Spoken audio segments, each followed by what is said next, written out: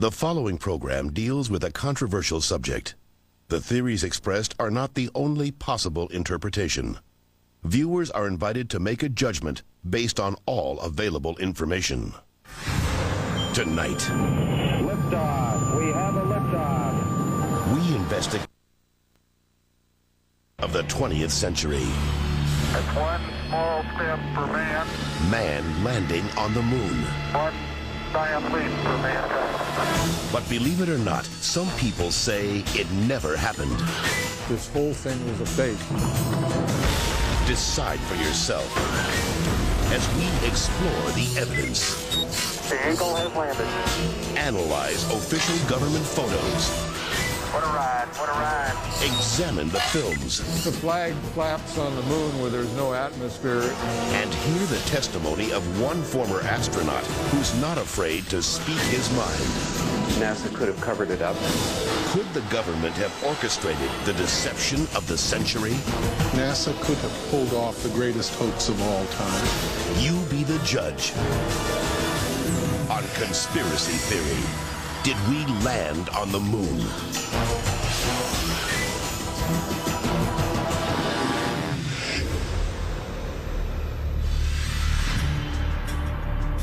On July 16, 1969, America held its breath.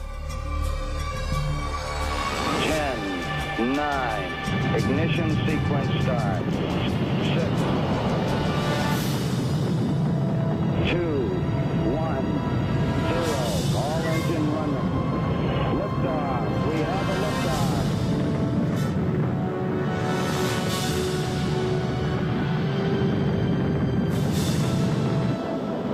Apollo 11 blasted into space, beginning its 250,000-mile journey to the moon. During their 8-day voyage, the Apollo 11 astronauts saw spectacular views of the Earth, floated in a weightless environment, and supposedly went where no man had gone before. Guys looking good, down a half. Lights on, picking up some dust. 4 forward, drift into the right a little. Contact light. Okay, engine stop. We copy you down, Eagle. Houston, Tranquility Base here. The Eagle has landed. But did it? Did they really land on the moon? Most of us think so. Millions of people watched on television as the lunar lander touched down, and these unforgettable words were spoken. It's one small step for man, one giant leap for mankind. But even today, there are those who claim that believing in man's one small step requires one giant leap of faith. Bill Kaysing was an analyst and engineer at Rocketdyne, the company that designed the Apollo rockets. There were many problems that evolved during the 60s that led people to believe that we're never going to make it to the moon.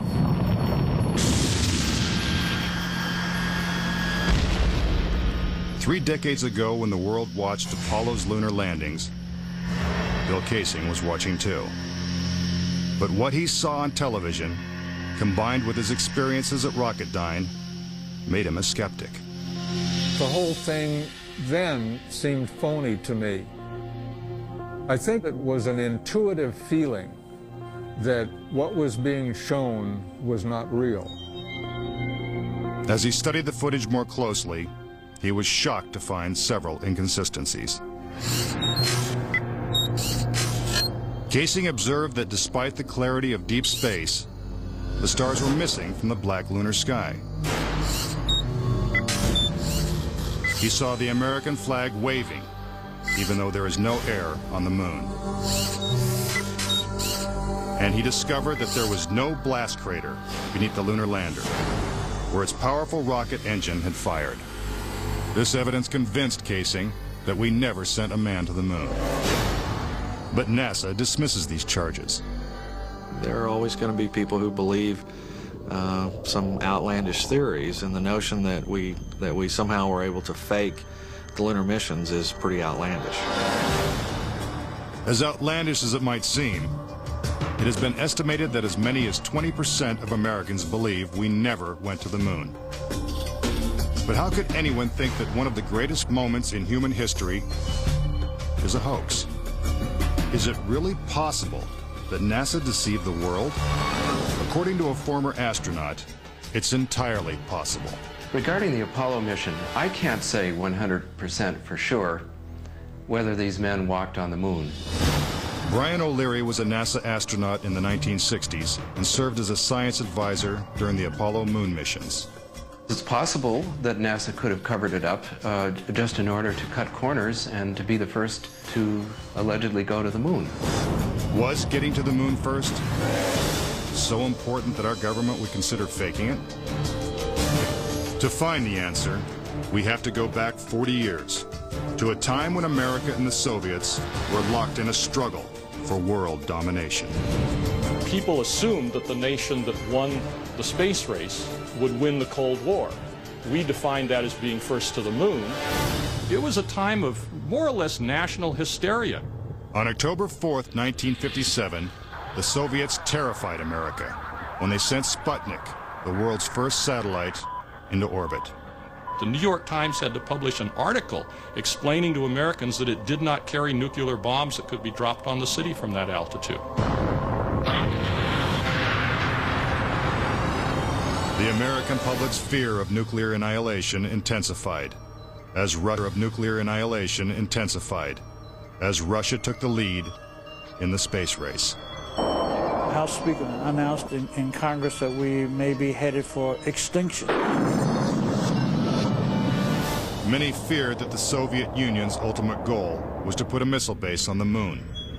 Meanwhile, America's space program was having difficulty even getting off the ground. The chances of getting to the moon and returning safely to Earth were something like 0.0017%. In other words, virtually an impossibility. What actually happened in my mind is that during the 60s, they said, if you can't make it, fake it. But if the Apollo missions were fake, how was this monumental hoax accomplished? According to Casing, the launch of Apollo's Saturn V rocket was real. It just never sent astronauts to the moon.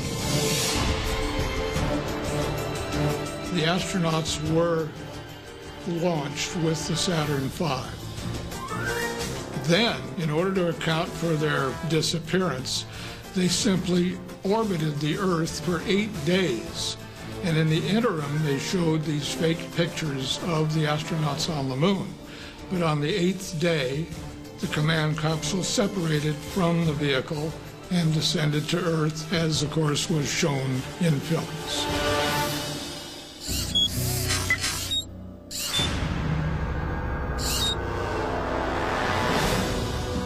This theory inspired the 1978 movie Capricorn 1, in which the government attempts to fool the world by faking a mission to Mars. We do not claim this planet in the name of America. We claim it in the name of all the people of the planet Earth. The Apollo footage is strikingly similar to the scenes in Capricorn 1. Producer Paul Lazarus suggests that the film's plotline could be more fact than fiction. I believe, had they wanted to, that NASA could indeed have pulled off the greatest hoax of all time, never sent anyone to the moon, and recreated it in a television studio. And I believe it could have been done at that time. The technology was in place. The pudding is solid. The surface seems powdery. Surface is fine and powdery. I can pick it up loosely with my toe. What we put up on the screen was our own simulated version of whatever we could do within a $4.8 million budget. But with NASA's $40 billion budget, Casing believes they had the resources to pull off a hoax if they couldn't make it to the moon. The reason I believe that NASA and the government faked the moon landing was basically it was technically impossible to do it. And they simply had to come up with some sort of alternative that they felt the public would believe. Casing theorizes that the lunar landings were actually filmed in Nevada's high desert, at the top secret military base known as Area 51. Area 51 is one of the most heavily guarded facilities in the United States. If you went in and tried to get some information, you could be shot and killed without any warning.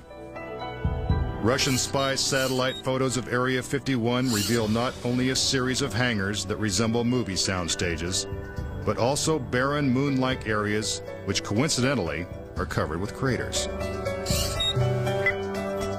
Compare this photo of a lunar crater allegedly taken from the moon's orbit by Apollo 10 with this satellite photo of a crater at Area 51. Even astronauts acknowledge the similarity of the terrain.